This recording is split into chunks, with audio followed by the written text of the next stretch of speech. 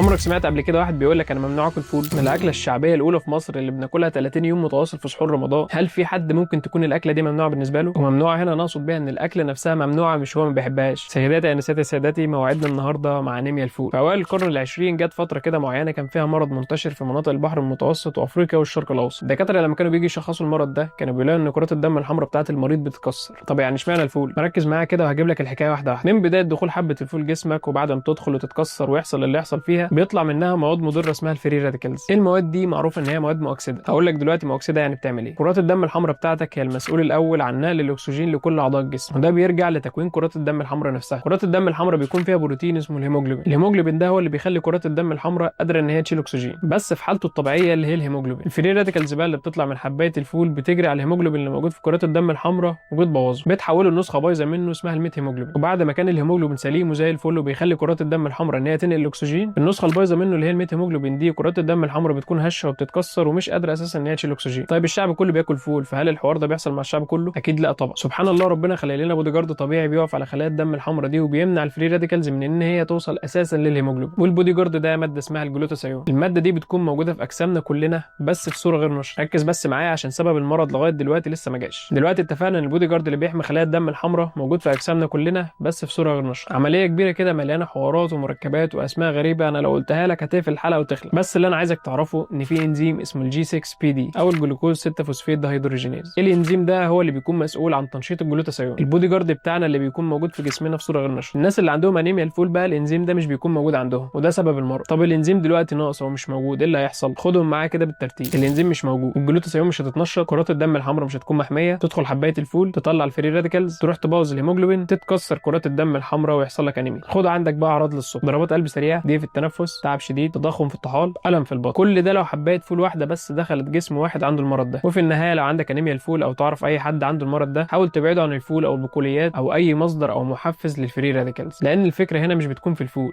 الفكره هنا في حمايه كرات الدم الحمراء من الفري راديكالز. وبس كده. فما تنساش تعمل اشتراك للقناه، وما تنساش تتابعنا على كل المنصات، وما تنساش انك لو نفسك في نصائح ومعلومات تابع شفاية.